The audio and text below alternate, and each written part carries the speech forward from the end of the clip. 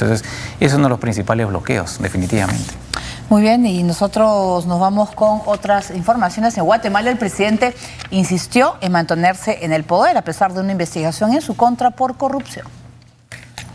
Finalmente se pronunció sobre la decisión de la Corte Suprema de Justicia de su país de dar trámite a una solicitud de antejuicio en su contra por su supuesta participación en escándalos de corrupción.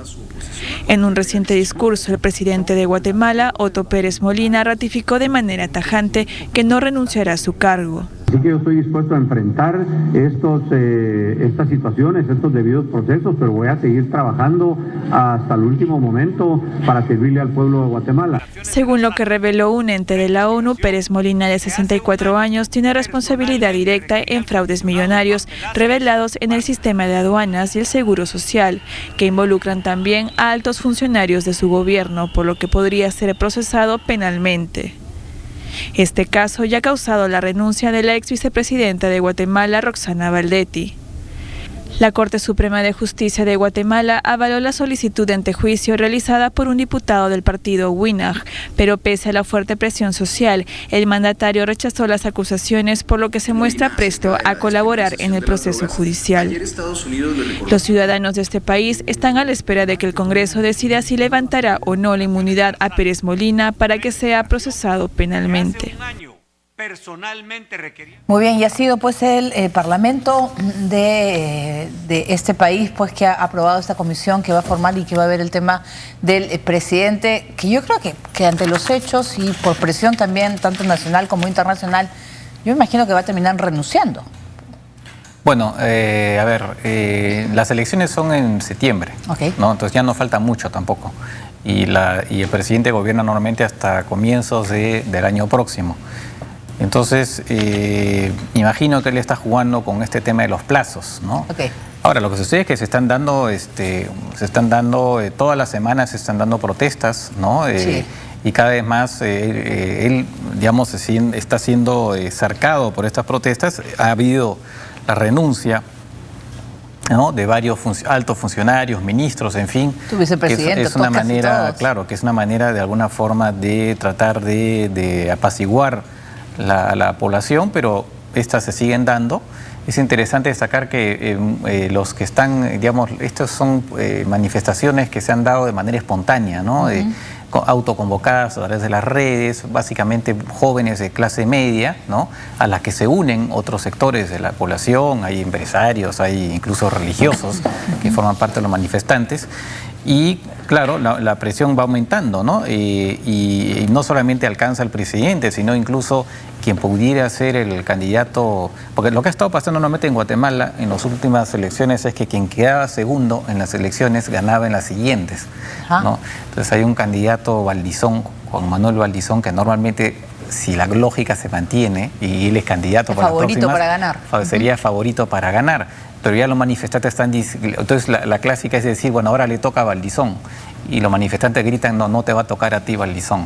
Entonces es una manera también de rechazar ya no solamente al presidente, sino en realidad a toda una clase política, ¿no? Entonces el presidente ahora tiene una popularidad más o menos que está en el 38%, que puede parecer elevada con respecto a otras cifras que nos vemos en otros lados, pero que de todas maneras es bastante bajo con respecto, obviamente, a lo que tenía en un momento dado, ¿no? Pero ya hay una persona definida de quién podría, por ejemplo, en caso se dé la renuncia del presidente, ¿quién lo reemplazaría? Bueno, ¿o simplemente es el pueblo en general que rechaza? ¿O hay una figura que destaca? Eso va a tener que ver el Congreso, ¿no? En la medida en que... o presidente del Congreso de este país. El vicepresidente ya también está cayó, entonces ahí se presentaría un problema constitucional, claramente, ¿no? ¿Y cuál es teniendo pues como antecedentes lo sucedido en Guatemala, sorprende o no sorprende un caso de corrupción? ¿O estamos hablando de un país en los cuales han dado muchísimos casos de corrupción? Bueno, Guatemala es un país con muchos problemas, por ejemplo, de violencia, ¿no? Es uno de los países que tiene una de las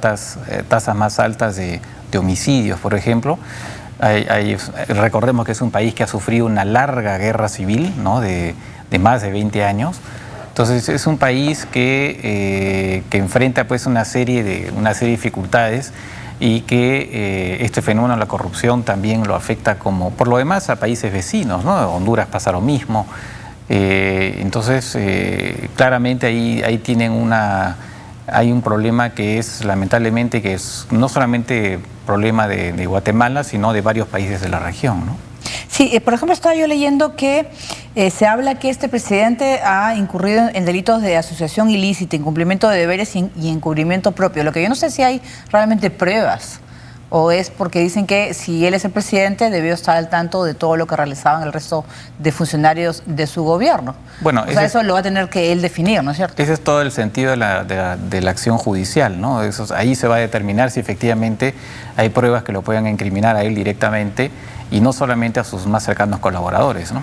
Claro, porque pruebas no hay, o sea, no se conoce mayores indicios. Bueno, hasta el momento él no ha sido incriminado, ¿no? Entonces quiere decir que todavía probablemente faltan elementos probatorios, pero en todo caso ahora sí parece que se estuviera lanzando una investigación directamente contra él. Habrá que esperar cuál es el resultado de ellas, ¿no? Muy bien, y el presidente mexicano Enrique Peña Nieto aseguró ante la Unión Europea que los derechos humanos son su prioridad. Veamos. El presidente de México, Enrique Peña Nieto, aseguró que los derechos humanos son una prioridad para su gobierno. En una rueda de prensa conjunta con los presidentes de la Comisión Europea, Jean-Claude Juncker, y del Consejo Europeo, Donald Tusk, al final de la cumbre bilateral celebrada en Bruselas. El tema de los derechos humanos para este gobierno es altamente prioritario, afirmó Peña Nieto. El asunto es de la mayor prioridad para el Ejecutivo mexicano y por eso está comprometido con este propósito, agregó. Peña Nieto encabezó con Tusk y Juncker la 7ª cumbre de la Unión Europea y México, en la que las partes se comprometieron a poner al día una relación que consideraron estratégica, sobre todo en el aspecto comercial y de inversiones.